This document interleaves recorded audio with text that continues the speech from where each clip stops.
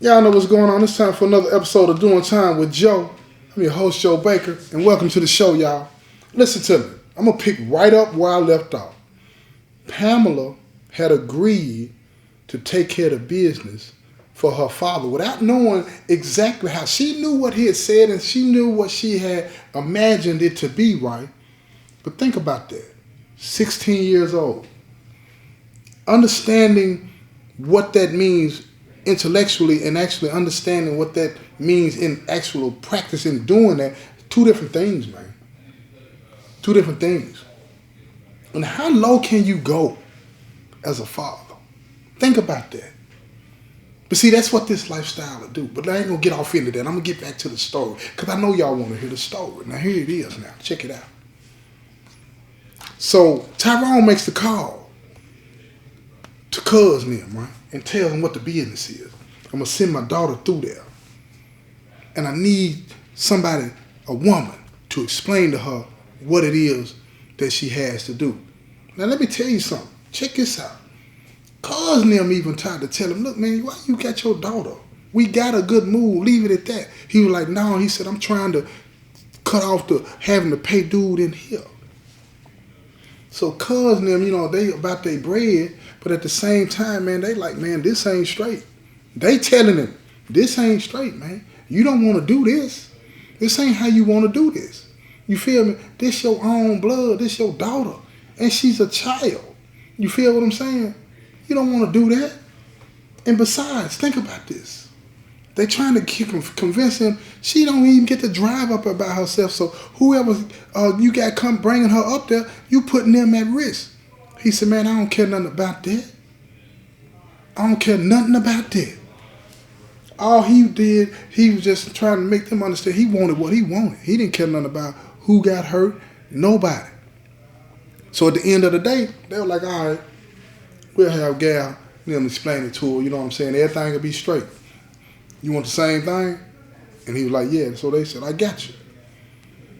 So later on that week, she didn't even call the first couple of days. She was nervous. She's still trying to figure out what in the world is she going to do because it's something on the inside of her telling her, don't do this.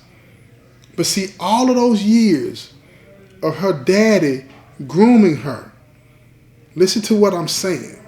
All those years of her daddy grooming her, not to be a disappointment to him the way her mother was, has got her thrown off. Her moral compass is thrown off. Her instincts are telling her no, but her loyalty and love, the misguided loyalty and love for her daddy is telling her yeah. It's telling her, yeah, do it. So she picks up the phone and she calls over and she tells him that her daddy told her to call and she's supposed to be coming over to take care of something. So Cuz put on the phone with his gal. And his gal tells her, he said, yeah, look, come on over on such and such day and then I'm going to explain to you how you got to do this and everything is going to be ready for you. And the woman that was on the phone talking to her said, are you sure you want to do this? She said, yeah, I'm helping my daddy. And she told her, you don't have to do this. Another sign for her, another avenue, another way for her to back out of this. Because he's going to be all right. And she said, nah, I'm going to do it. I'll be over there. So she goes over the next day. And the woman that was talking to her on the phone, that's Cuz's girl, telling her, look, this is what you do. She presented her the package, right? And I'm not going to get into graphic detail because y'all know how it go with the monetization and all this and that, right? But she presented her the package, right?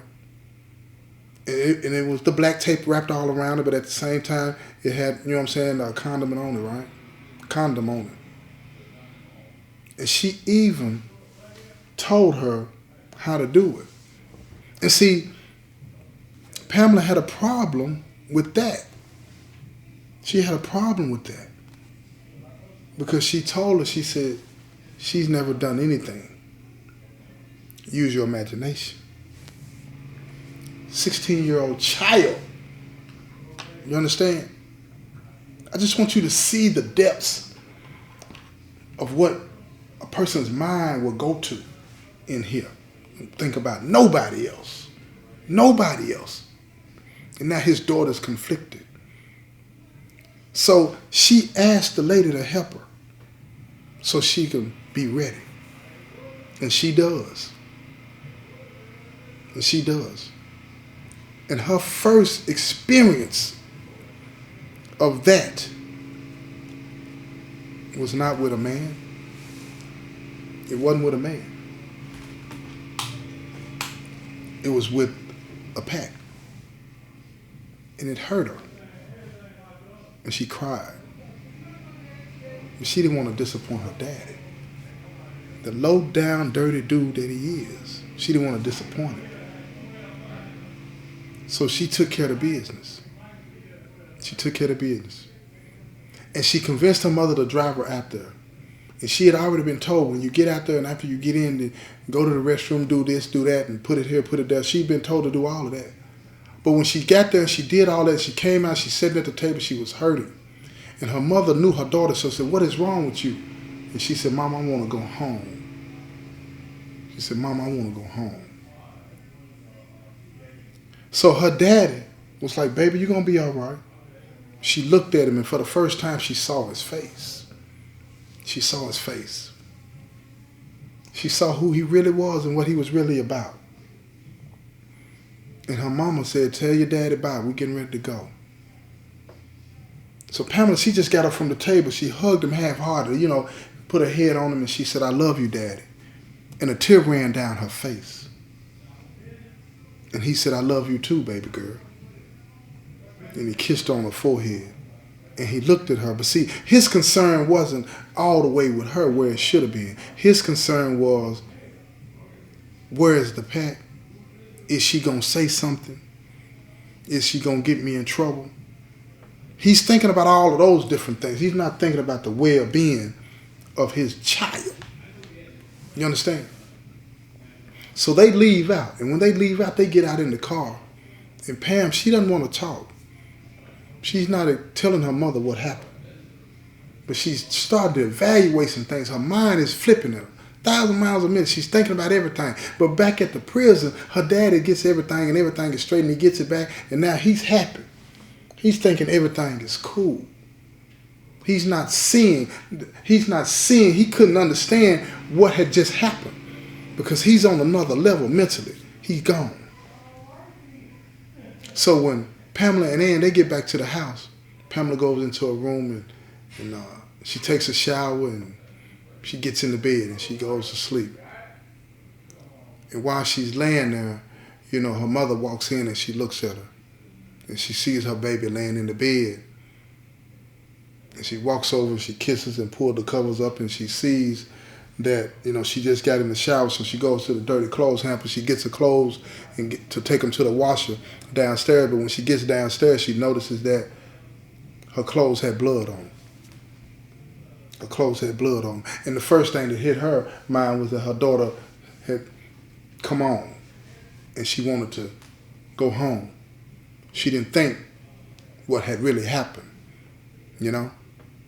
She didn't think about that. So she said, oh, that's why she felt bad and she was ready to leave. She must have been hurting. So the next morning, when Pamela got up, she asked, she said, "Are you okay?" She said, "I washed the clothes. I saw, what had happened." And it scared Pamela to no ends because she thought that her mother had figured it out.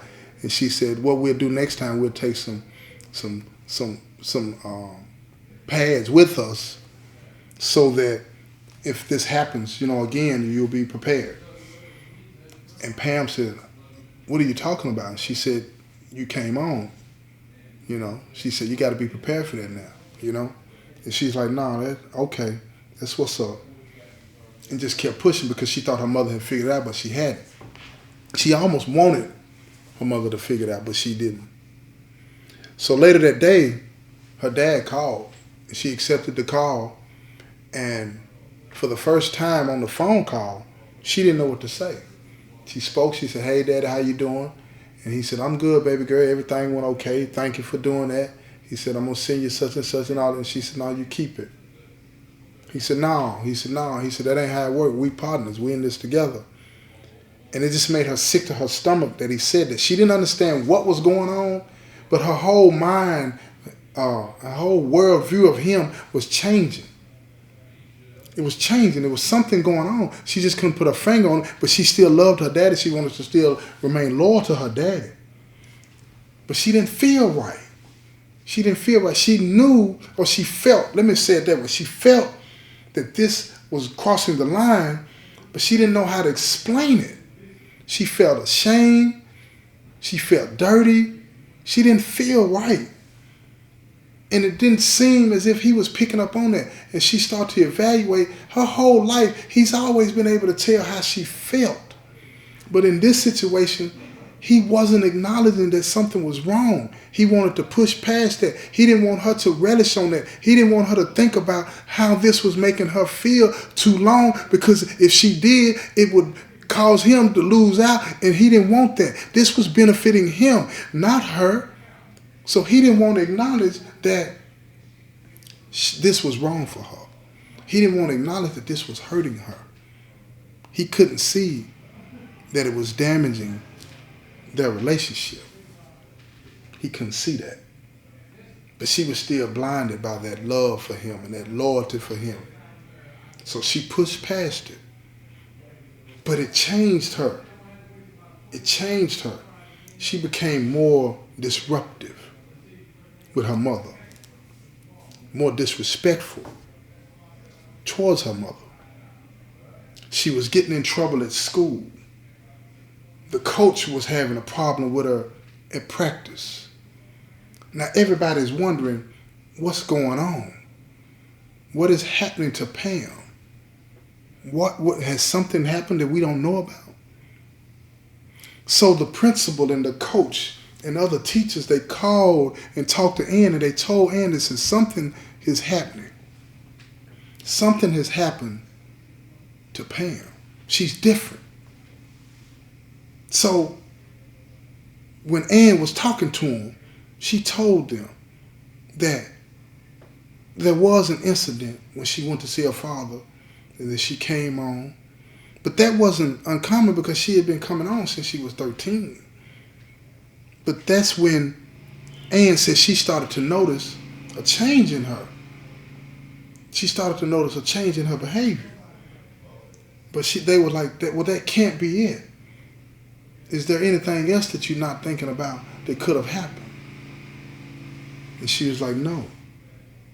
So that night, when Pamela came home, that afternoon when Pamela came home, they talked that night, and Ann said, talk to me, baby. What is going on? Is there something that I can help you with? Is something going on? Because I'm starting to figure out that something's wrong with you, and you're not talking to me. And it made her close off. She just wouldn't talk to her mother, not because she didn't want to tell her. She wanted her mama to figure it out. She loved her mama, but she was embarrassed. She was ashamed. But her mind was 16-year-old, and she couldn't process all that at one time. This was too much.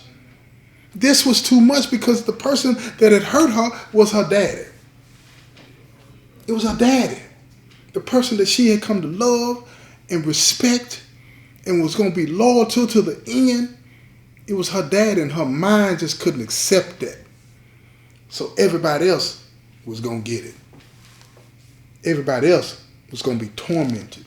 The pain that she was feeling, she had to get that out of her, and she got it out of her towards everybody else but the person that did it. But she know her relationship with him had changed as well. She didn't want to talk to him as much on the phone. When he asked her to come to visit, she would always put him off, you know what I'm saying? And then she might go once a month now. But every time he would ask her to do something else, she would give him an excuse why she couldn't do it. Or she blamed it on her mother that she couldn't come down there that week. So now, he's struggling. He's tripping about, what am I going to do? See, he's only thinking about his situation, not her situation. So now, he's got to figure out a better way, a more secure way. Now, keep in mind, like I said at the beginning of this thing, he wasn't serving a life sentence. You understand? He was only serving a 17-year sentence, right? And he's about at the end of that, counting his good time. So he's got a little money saved, not enough that's going to make any difference, so he needs to get some money. So be prepared when he comes home. So sticking to the manipulation like he does, he figured that he had to figure out a way to get his daughter to help him make one last lick. One last lick that would put him in a position to be able to get out, try to win Ann back, and if not, be able to go on with his life without her. Because he didn't want to get out. Like a lot of people to get out of prison and be behind the 8 ball. You know? Because you're sitting in prison the whole time you're in prison. You might be hustling a little bit on the side, making a little bit of change, but not much. And you're putting money up. Now, some people in prison, made a lot of money. You know what I'm saying?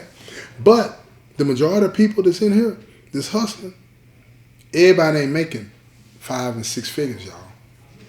Just ain't doing it. And he was one of those people. He made enough to survive in prison, to keep his shelves full, keep his books straight, keep money on the phone, those types of things. But he hadn't put up that much money to where he could get out and go get him a car, you know what I'm saying, make a down payment on an apartment or a house or something like that. He didn't have that kind of bread. He knew he was going to need somebody else. So what he did, he started plotting and planning and strategizing how he could use Pamela to pull off one thing that could put him in a position to be straight. He was trying to figure it out. And he knew, based off of the business dealings that he had over the years with Cuz Neil, that they had a lot of stuff over there at the house. A lot of stuff. I'm talking about bales and bales of it. Money and everything. Because he had been asking his daughter over the years that she was going over, once she had started going over and giving them money, and once she brought that one pack into him, she had surveyed the area. She seen that they making the move over there. They shaking the spot. So he, in his mind, he's thinking he's a mastermind, but this dude is not that smart, y'all. It's evident. He's not that smart. But he tells his daughter, he says, look, this is what I need you to do. I need you to find out what they really got going on over there. Because he said, I want to do business with them. Now listen to this. He says, I want to do business with them, but I'm trying to make sure that they can deal with me the way I want to, because I got some people in here that want to make some moves and make a lot of money, and I want to make sure that these people are not lying to me, that they really got what they say they got. And she, again, as green as she is, she's starting to understand her father ain't no good. He ain't no good.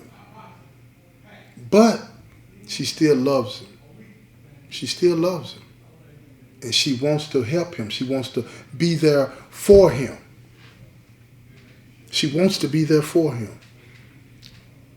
So he says, look, when you go back over there, ask them, can they handle such and such? Y'all know what it is when you're talking about that white girl, right? Yeah, and he wanted to get a cutie pie. Y'all know what that is, right? Y'all know what that is. Well, no, it was more than that, actually. It was more than that. Yeah, well, yeah, quarter key. Want to get a quarter key. So, when he asked them through her, could they handle that? They were like, yeah, the female that had been dealing with her before, she took her in the room and she showed it. She's like, yeah. So when she went to the prison and talked to her daddy, she told her daddy that this is that and that is this and they got this and they got that. And he was asking all these other kind of questions like, where is it at? What room is it in? And all of this and that, right? And she's telling him, but she's not knowing what's going on. She's not knowing that her father's just gathering intel about the layout of the crib. She's telling him everything that he needs to know. She doesn't understand. She's green. She's green to all of that. She don't see what he's doing. She don't see that he's using her. She don't see that at all. So after he gets all the information that he needs from her, after it took about, a couple of months, he go back to talk to some friends of his. And let me tell you something. These friends of his, they happen to be peons, but they know everybody. They know everybody. And they some stick-up kids, right? Oh, they pulling capers. But see, they got to do it under the guise that don't nobody know what they're doing. So he put himself in a position where he can use them to go rob Cuz and them, get the information from his daughter, and nobody will be able to put all these moving pieces together and point back at him. That's the goal. Make sure they can't point back at him. He don't care about nobody else. Just make sure they can't point back at him. So he got his daughter going over there, kicking it with Cuz's wife, asking these supposedly innocent questions, right? You feel what I'm saying? Gathering this intel that she's giving to him, and then he's giving it to the peons that happen to be stick-up kids that happen to know everybody. Are you following me? I hope you are following me. Now let me tell you what else happens. You know what? You're going to have to check me out in the next episode to find out what else happens with this, right? Because it's getting good, y'all. It's getting good. This has been another episode of Doing Time with Joe. I'm your host, Joe Baker, and I say peace, y'all. I'm getting so tired.